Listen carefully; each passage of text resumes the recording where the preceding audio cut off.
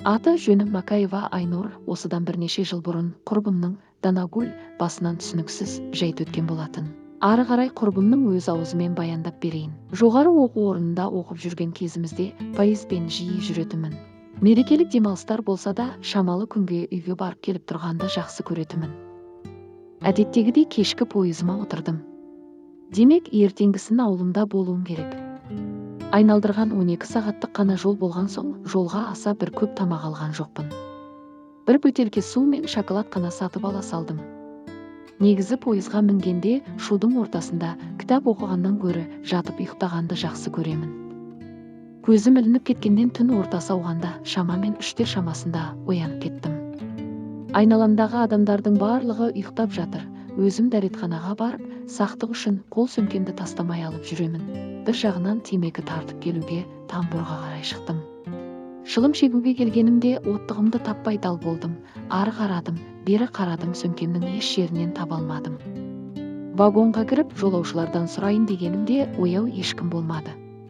Амал жоқ, сөмкемді тағы да отырып асықпай қарауға тура келді. Кенет мұрныма темекінің түтіннің иісі келді. Артыма жалт бұрылдым, арқасын беріп шашы ұзын қыз темекі тартып тұр екен. Қуанып кеттім, ойымда ештеңе жоқ, темекі тұтатуға кірістім. Алайда тұтанар емес. Ол қыздың қалай тұтатқанынан хабарым жоқ, өзім еш тұтаталар емеспін.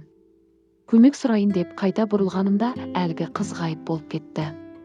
Түк түсіне алар емеспін. Өздеріңіз білетіндей, тамбурға кіріп шыққан адамды байқамау мүмкін емес. Оның үстіне есіктердің дауысы да естілмей қоймайтыны анық. Не кіргенін, не шыққанын білдірмей пайда болды да жоқ болды. Қорқайын дедім, жүрегімді қолыма ұстап дереу вагонға алып ұштым. Мүмкін вагонда отырған болар дедім, алайда олайда емес. Қорқып барам. Дереу орныма барып жата қалдым. Сәлден соң жол серікті оятып алып, әлгі қызды сипаттап жатырмын.